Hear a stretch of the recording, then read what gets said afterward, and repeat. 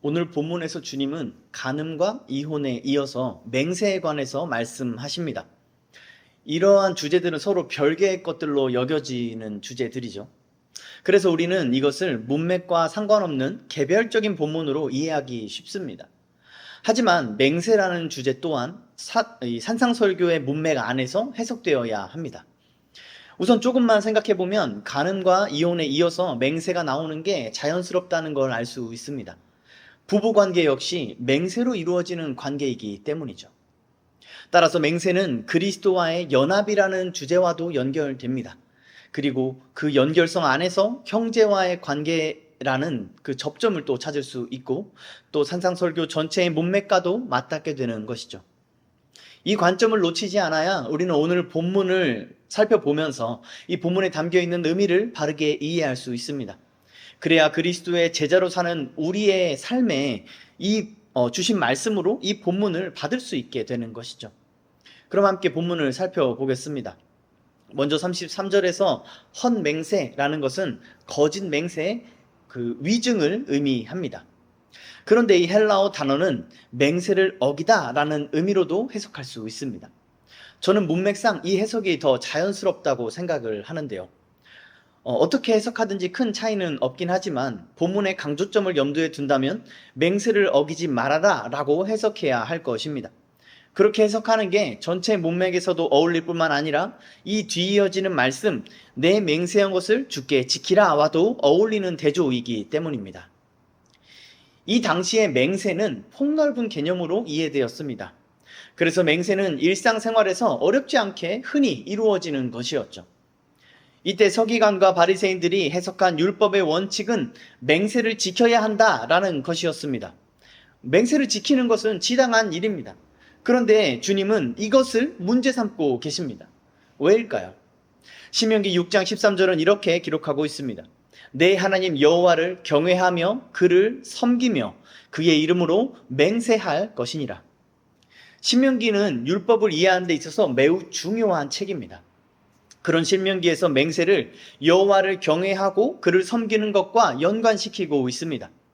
이것은 맹세가 하나님과 우리의 관계에 매우 긴밀하고 엄중한 의미를 지닌다는 것을 뜻합니다.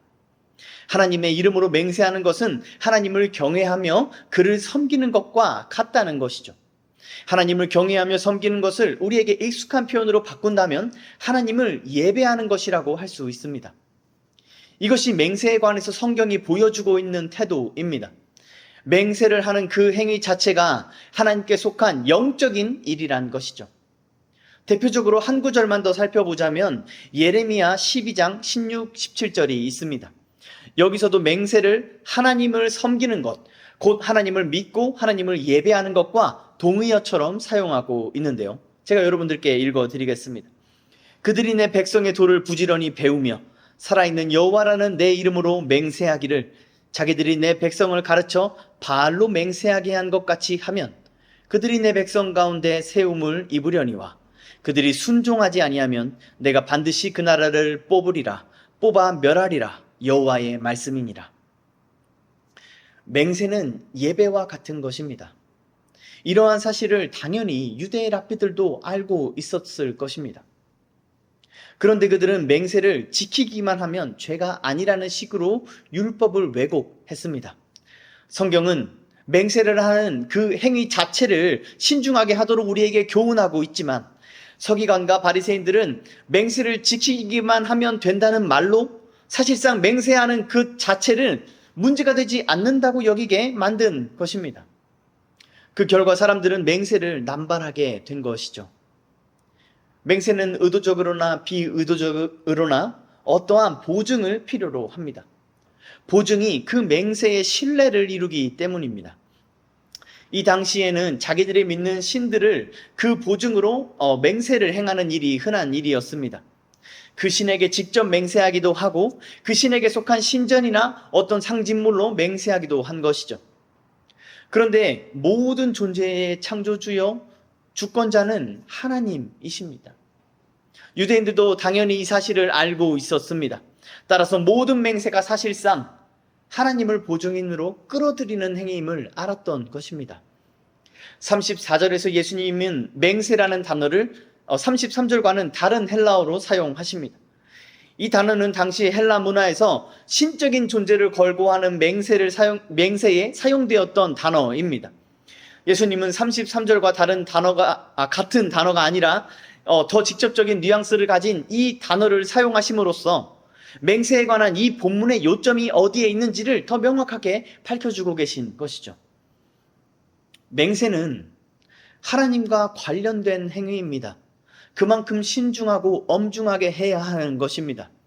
따라서 맹세를 지켜야 하는 것은 논할 것도 없이 당연한 일입니다. 오히려 우리는 맹세를 함부로 하지 않도록 주의해야 하는 것이죠. 그 맹세는 우리의 의도와 관계없이 하나님과 연관되기 때문입니다. 그래서 맹세는 십계명의 세 번째 계명과 연관됩니다. 너는 내 하나님 여호와의 이름을 망령되게 부르지 말라. 여호와는 그의 이름을 망령되게 부르는 자를 죄 없다 하지 아니하리라. 맹세를 함부로 하는 것은 여호와의 이름을 함부로 대하는 것과 같습니다. 앞서 신명기와 예레미야서에서 확인했듯이 맹세는 하나님을 예배하는 것과 같습니다. 맹세와 예배 모두 하나님의 성품과 하나님의 사역에 의지하는 행동이라는 공통점을 갖고 있는 것이죠. 예배가 하나님께서 영광을 받으시는 행위라는 점을 생각해 본다면 예배와 같은 맹세를 함부로 하는 것이 하나님을 모욕하는 행위, 하나님의 이름을 망령되게 부르는 행위라는 것을 우리는 알 수 있습니다. 율법에 능통하다던 서기관과 바리새인들도 이 사실을 분명히 알았을 것입니다. 맹세에서 중요한 건 그것을 지키는 것뿐만이 아니라 맹세를 하는 행위 그 자체라는 걸 말이죠. 그런데 어떻게 맹세를 지키기만 하면 괜찮다는 식으로 왜곡을 하게 된 것일까요? 사악한 행위들이 그러하듯이 이 왜곡 역시 선해 보이는 모양으로 시작되었습니다. 어느 날 종교 지도자들은 여호와의 이름을 부르는 것 자체를 문제 삼기 시작했습니다. 여호와를 경외한다면 여호와의 이름을 함부로 부를 수 없다라고 주장한 것이죠. 그래서 그들은 여호와의 이름을 부르지 않기로 결단했습니다. 그 결과 오늘날까지 우리는 사실 여호와라는 이 히브리어를 어떻게 발음해야 할지를 알지 못합니다. 우리가 여호와라고 부르는 것은 학자들의 추측일 뿐입니다. 하지만 신앙의 대상을 부르지도 못하면서 신앙을 한다는 것은 어불성설입니다. 그래서 그들은 하나님을 상징하는 피조물로서 하나님의 이름을 대신하기 시작한 것이죠. 이들의 주장은 정말 하나님을 경외하는 것 같아 보입니다. 하나님을 얼마나 높이고 자신을 얼마나 낮추기에 하나님의 이름도 부를 수 없다라고 할까? 그 신앙심이 대단하다고 생각할 법하죠. 그러나 이것은 명백한 위선이고 불순종입니다. 왜냐하면 성경은 하나님의 백성이 여호와의 이름을 불렀다고 기록하고 있기 때문입니다. 심지어 여호와의 이름을 부르는 것은 구원과 관련된 것으로 성경은 기록하고 있습니다. 누구든지 여호와의 이름을 부르는 자는 구원을 얻으리니 그때에 내가 여러 백성의 입술을 깨끗하게 하여 그들이 다 여호와의 이름을 부르며 그들이 내 이름을 부르리니 내가 그들을 들을 것이며 나는 말하기를 이는 내 백성이라 할 것이요 그들은 말하기를 여호와는 내 하나님이시라 하리라. 따라서 여호와의 이름을 부르지 않기로 결단한 것은 그들이 파멸을 자초한 것입니다. 그들은 여호와의 이름을 부르면서 하나님을 향한 경외심을 느끼기보다는 위선을 떨면서 그것을 피하는 쪽을 택한 것입니다. 이처럼 하나님을 섬기는 일에 보인 위선은 자연스럽게 맹세에도 영향을 끼쳤습니다. 그들은 감히 하나님의 이름으로 맹세할 수 없다고 하면서 그 이름을 대체한 피조물들로 맹세를 하기 시작한 것입니다. 그러면서 맹세할 때 마땅히 느껴야 할 엄중함과 경외심을 제거하고 아무런 거리낌 없이 맹세를 남발하게 된 것입니다. 예수님은 이들의 위선을 꼬집으시면서 이렇게 말씀하십니다. 나는 너희에게 이르노니 도무지 맹세하지 말지니 하늘로도 하지 말라 이는 하나님의 보좌임이요 땅으로도 하지 말라 이는 하나님의 발등상임이요 예루살렘으로도 하지 말라 이는 큰 임금의 성임이요 내 머리로도 하지 말라 이는 내가 한 터럭도 희고 검게 할 수 없음이라. 이 미시나 같은 이 당시의 유대 문헌들을 살펴보면 당시 유대인들이 하늘, 땅, 예루살렘 같은 것들로 맹세했던 기록들이 많이 남아 있습니다. 그들은 맹세를 함에 있어서도 하나님을 향한 경외심을 피한 것입니다. 이것은 명백한 위선입니다. 이 당시 유대인들이 피조물로 맹세하는 것이 그 피조물의 주인으로 맹세하는 것과 다를 바 없다는 사실을 몰랐을 리 없기 때문입니다. 그럼에도 그들은 우리가 어찌 여호와의 이름으로 맹세할 수 있는가 라고 하면서 감히 그럴 수 없으니 우리 피조물의 이름으로 맹세하자. 그러면 괜찮다 라고 주장한 것입니다. 그럴듯하지 않습니까? 좋은 신앙의 모습으로 보이지 않습니까? 모든 사악한 일들이 이와 유사하게 시작된다는 것을 우리는 명심하고 경계해야 할 것입니다. 예수님은 이들이 틀렸음을 지적하십니다. 하늘은 하나님의 보좌고 땅은 발등상이고 예루살렘도 하나님의 성이라는 말씀은 예수님이 처음 하신 말씀이 아니라, 여기서 처음 하신 말씀이 아니라 이미 구약 성경에 다 기록된 말씀입니다. 그러니까 당시 유대인들이 전혀 몰랐던 것을 예수님이 새롭게 말씀하신 게 아니란 말입니다. 당연하게도 이사야서를 알고 있던 당시 유대인들은 이사야 66장 1절에 기록된 이 말씀을 알았을 것입니다. 여호와께서 이와 같이 말씀하시되 하늘은 나의 보좌요 땅은 나의 발판이니. 또한 당연하게도 시편을 알았던 당시 유대인들은 시편 48편에 기록된 이 말씀도 알았을 것입니다. 큰 왕의 성 곧 북방에 있는 시온 산이 그러하도다.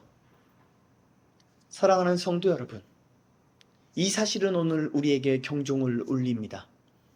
성경을 많이 읽고 설교를 많이 듣고 교회를 오래 다녔어도 우리는 마치 아무것도 모르는 것처럼 범죄하며 살 수 있기 때문입니다. 맹세가 어떤 의미인지, 피조물로 맹세하는 것이 어떤 의미인지 유대인들은 다 알고 있었습니다. 그러나 동시에 그들은 몰랐습니다. 그들은 이 말씀들과 자신들의 행동을 연결하지 않았기 때문입니다. 제가 성도님들을 상담하면서 자주 보게 되는 모습이 이와 같습니다. 어떤 고민에 대한 성경적인 답을 제시할 때 제가 인용하는 그 구절과 그 교리를 그 성도가 대부분 이미 알고 있는 것들입니다. 문제는 그 지식과 자신의 삶을 연결하지 못한 것에 있었습니다. 그런데 이것보다 더 심각한 문제는 그렇게 말씀과 연결되지 못한 삶을 살면서도 자신은 말씀대로 산다고 생각한다는 것입니다. 혹은 그렇게 살려고 노력하고 있다고 스스로 여기고 있다는 것입니다. 마치 여호와의 이름을 부를 수 없다면서 피조물의 이름으로 대신 그 맹세를 행했던 이 유대인들처럼 말이죠. 그런 위선적이고 불순종한 행동을 하면서 그것이 하나님을 섬기는 방식이라고 스스로 속였던 것입니다. 예수님은 마지막으로 내 머리로도 하지 말라라고 말씀하십니다. 그 이유로 설명하시는 말씀이 참 재밌죠? 이 표현은요, 머리칼색을 바꾸는 그 물리적인 능력을 말하기도 하고요. 또 나이에 관한 은유이기도 합니다.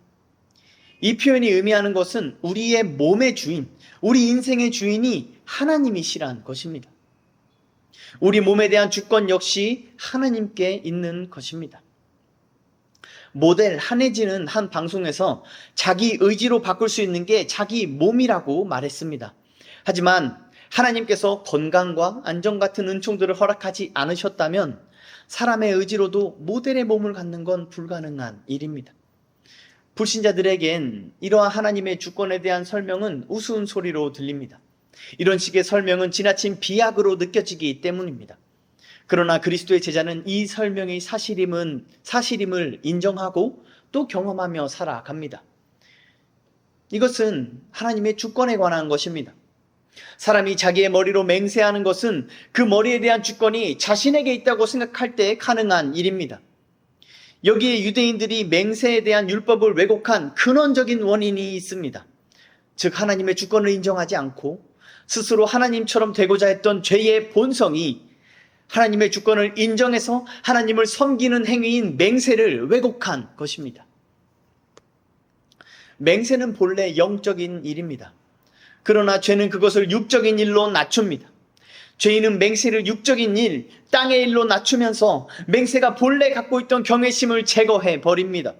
그 결과 사람들은 경외와 멀어집니다. 섬김과 멀어지고 예배와 멀어집니다. 그들은 자신이 하나님의 백성이라고 말하지만 그 큰 임금을 향한 경외심은 낯선 것이 되어버린 것입니다. 십계명의 세 번째 계명으로 대표되는 이 율법의 핵심은 여호와를 경외하는 것입니다. 예수님은 오늘 본문을 통해 이 율법을 완전하게 하고 계신 것이죠. 37절입니다. 오직 너희 말은 옳다 옳다 아니라 아니라 하라. 이에 지나는 것은 악으로부터 나느니라. 이 말씀은 일상생활에서의 정직성을 강조하는 것입니다. 많은 사람들이 이 본문을 오해해서 예수님이 모든 종류의 맹세를 금지했다고 생각합니다. 하지만 본문은 일상생활에서 남발하는 이 맹세의 문제를 얘기하고 있습니다. 성경 전체가 이 해석을 지지한다고 볼 수 있는 근거는 성경이 하나님과 사도와 선지자들의 맹세를 기록하고 있다는 데 있습니다. 따라서 예수님이 맹세를 금지하신 것은 법적이나 공적인 자리에서 하는 맹세나 계약에는 해당되지 않습니다. 이런 오해를 제거하고 이제 본문의 의미를 한번 생각해 봅시다. 예수님께서 명령하시는 것은 무엇일까요? 예수님께서 명령하시는 것은 제자들이 자신의 일상생활에서 무엇에 관해 옳다 혹은 아니다 라고 말하는 것만으로 충분하게 살라는 것입니다. 우리는 어떻게 해야 그렇게 할 수 있는지를 어렵지 않게 알 수 있습니다. 정직하고 일관된 사람의 말에 신뢰가 생기는 것을 삶을 통해 경험하여 배우기 때문이죠. 옳다 혹은 아니다 라는 말로 충분하지 않을 때, 그 말이 신뢰를 주지 못할 때 우리는 맹세가 필요하다고 느낍니다.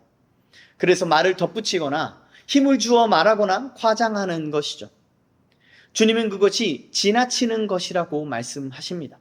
그리고 그것은 악으로부터 난다라고 말씀하시죠. 지나는 것은 과장된 말이고 위선입니다. 그렇다는 건 뭔가 감추어야 할 거짓이 있다는 반증이 되기도 하죠. 그 마음에 거짓을 품고 있으면 그가 하는 말에 신뢰를 잃어버립니다. 그래서 그는 자신의 말을 과장하면서 옳다 아니다 하는 것에 지나게 되는 것입니다. 자신을 안 믿어주는 속상함 혹은 자존심이 상하는 이유로 맹세를, 또 위선적인 과장된 말들을 남발하게 되는 것이죠. 우리는 이와 대조적으로 마음이 청결한 자를 떠올릴 수 있습니다. 마음이 청결한 자는 정직합니다. 그의 언행에는 위선이나 과장된 것이 없습니다. 마음이 청결한 자는 하나님을 봅니다. 그래서 그는 하나님 앞에서 아무것도 숨길 수 없음을 알고 매 순간 하나님의 시선을 의식하며 살아갑니다. 그러니 그 삶은 정직할 수밖에 없습니다. 거짓과 위선과 과장이 모두 소용없음을 알기 때문에 그것을 시도할 엄두조차 내지 않습니다. 마음이 청결한 자는 여호와의 불꽃 같은 눈 앞에 자신이 서 있음을 알기 때문이죠. 마음이 청결한 자는 그 여호와 하나님의 주권을 인정하고 그를 경외하며 살아갑니다. 그러므로 그는 함부로 맹세하지 않습니다. 여호와의 이름 앞에 경건함과 두려움으로 살기 때문입니다. 이러한 삶의 태도는 평소의 언행을 통해 드러나게 마련입니다. 여호와를 경외하고 그를 섬기는 사람은 그 언행이 정직합니다. 그러나 여호와를 경외하지 않는 사람은 과장된 위선으로 자신을 거짓되게 포장합니다. 그들은 함부로 맹세하면서 자신이 그 맹세들을 반드시 지키는 믿을 만한 사람임을 과시합니다. 그리고 미련한 자들은 그들이 실제로 맹세를 지켰다고 하면서 그를 칭찬하고 그를 의롭게 여기는 것이죠. 그러나 그리스도의 제자는 그것에 속지 않습니다. 그들은 그리스도의 말씀대로 옳다, 아니다 하는 것만으로 충분한 삶을 살기 때문입니다. 이러한 차이는 단순히 삶의 모습에서만 드러나는 것이 아닙니다. 이러한 차이를 만들어내는 본질은 하나님을 대하는 태도에 있는 것입니다. 맹세하지 말라는 말씀은 결국 앞선 본문들처럼 우리와 하나님의 관계로 우리를 이끌고 있습니다. 그리고 그 관계 속에서 사람들과의 관계까지 연결됩니다. 맹세하지 말라는 말씀에서 특히 강조되는 것은 하나님의 주권입니다. 그리고 하나님의 주권과 우리의 관계는 하나님을 경외하는 것으로 설명할 수 있습니다. 그러므로 오늘 우리가 생각해 봐야 할 것은 우리는 하나님을 경외하고 있는가? 라는 질문입니다. 이 당시 유대인들이 맹세를 왜곡했던 방식을 오늘 우리에게 대입해 보면 이 질문에 대한 답을 찾을 수 있을 것입니다. 먼저 유대인들은 영적인 일을 육적인 일로 낮추었습니다. 하늘의 일을 땅의 일로 폄하한 것이죠. 이런 일들이 오늘날 교회에서도 발견되는 것 같습니다. 대표적으로 하나님의 사랑에 대한 정의가 그렇다고 할 수 있습니다. 현대교회는 하나님의 사랑을 자기 아들을 내어주신 사랑이라고 정의합니다. 그런데 성경이 말하는 하나님의 사랑은 자기 아들을 내어주신 사랑 정도로 다 설명할 수 없습니다. 오히려 이렇게 설명할 수 있을 것 같은데요. 자기에게 범죄한 원수를 위하여 자기 아들을 그 원수들의 손에 내어준 사랑이라고 말이죠. 물론 자기 아들을 내어주신 사랑도 틀린 표현은 아닙니다. 하지만 이 두 표현은 오늘 우리에게 분명 다른 뉘앙스를 줍니다. 자기 아들을 내어주신 사랑이라고 하면 뭔가 감동적이고 숭고한 느낌을 줍니다. 반면에 자기에게 범죄한 원수를 위하여 자기 아들을 그 원수들의 손에 내어준 사랑이라는 표현은 우리를 경악하게 만듭니다. 그래서 우리는 후자보다 전자의 표현을 선호합니다. 후자는 우리를 경악하게 해서 예수를 믿기를 주저하게 만든다면 전자는 예수님을 향한 좋은 인상을 심어주기 때문입니다. 게다가 말도 더 짧아서 설명하기 편하기도 하니까요. 그리고 이 두 표현은 사실 큰 차이가 없어 보입니다. 어쨌든 자기 아들을 내어주셨다는 이 가장 중요한 정보를 전달하고 있기 때문이죠. 하지만 이 과정에서 우리는 영적인 사랑을 육적인 사랑으로 폄하한 것입니다. 이 과정에서 사라진 것은 십자가에 달린 예수를 죽인 하나님을 향한 두려움입니다. 우리는 우리가 이해할 수 없는 사랑을 우리가 이해할 만한 사랑으로 끌어내리고 있는 것이죠. 그렇게 제거된 것은 하나님을 향한 두려움입니다. 이렇게 제거된 모든 죄인이 마땅히 겪어야 할 이 두려움을 제거했기 때문에 오늘날 많은 죄인들이 회개의 필요성을 느끼지 못한다고 해도 과언은 아닙니다. 또한 유대인들은 아무튼 맹세를 지키기만 하면 괜찮다는 식으로 생각했습니다. 그리고 이런 태도는 당연하게도 아무튼 제사를 드리기만 하면 괜찮다는 식으로 이어졌습니다. 그렇게 성전 안에 장사꾼들을 끌어들이게 된 것이죠. 이렇게 예배를 폄하하는 태도를 현대 교회가 답습하고 있다고 할 수 있습니다. 예배는 영적인 일입니다. 예배는 하나님께서 주인이시며 따라서 하나님 중심적이어야 합니다. 우리가 하나님을 예배할 수 있는 것도 하나님께서 그것을 허락하시기 때문에 가능한 일입니다. 우리는 하나님이 아니기 때문에 하나님께서 받으시기 합당한 예배가 무엇인지를 알지 못합니다. 따라서 그러한 예배를 고안해낼 능력도 없습니다. 그런데 우리는 이 영적인 일을 육적인 일로 여기고 있습니다. 우리가 감당할 수 없는 일을 감당할 수 있을 만한 것으로 폄하하는 것입니다. 그래서 이 땅에 속한 것들로 예배의 방식을 논합니다. 하나님이 아닌 사람을 중심으로 예배를 바꿔버리는 것입니다. 예배에 참석하는 청중이 어떠한 감정을 느낄지, 어떠한 편의를 원하는지, 그리고 그러한 것들을 더 효과적으로 하기 위해서 어떻게 해야 할지를 고민하고 있는 것입니다. 이렇게 온통 사람을 중심으로 기획된 예배는 당연히 사람을 즐겁게 합니다. 그리고 그렇게 감정적으로 고양된 사람들은, 즐거움을 느끼는 사람들은 하나님도 자신들처럼 이러한 예배를 좋게 여기실 것이라고 착각을 하고 있습니다. 비참하게도 우리는 이렇지 않은 교회와 예배를 찾는 것이 거의 불가능한 상황에 있습니다. 모두가 사람 중심의 예배 형식이 옳다고 여기니까 정말로 그런 줄로 착각하는 지경에 이른 것입니다. 심지어 목회자와 신학자들도 그렇게 주장을 합니다. 그들은 자신들이 예배에 대해 진지하게 고민하고 연구하고 있다고 말을 하지만 정작 하나님의 말씀은 깊이 들여다보지 않습니다. 그래서 서기관과 바리새인들이 그랬듯이 성경에 명백히 기록된 말씀과 자신들의 행위를 연결하지 않는 것입니다. 그 결과 현대 예배는 경외심을 잃어버렸습니다. 대신에 사랑, 행복, 평화 같은 긍정주의의 우상들로 가득 채워지고 있습니다. 멸망 직전의 예루살렘 성전처럼 말이죠.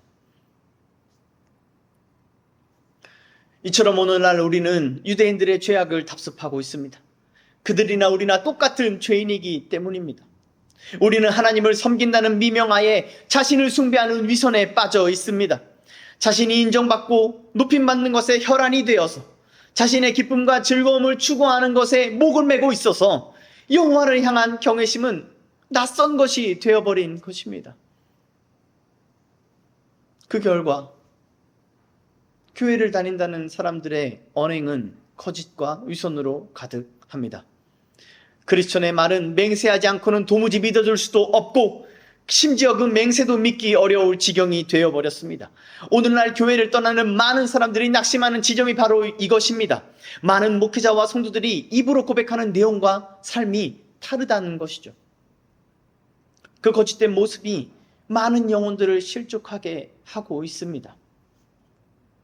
교회가 예배에서부터 경외심을 잃고 방종하게 행하고 있기 때문입니다.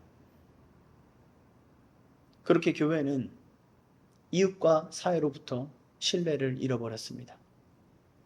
게다가 거짓 이단들과 사이비들에게 교회란 이름까지 뺏겨버린 실정입니다. 우리는 어떻게 해야 할까요?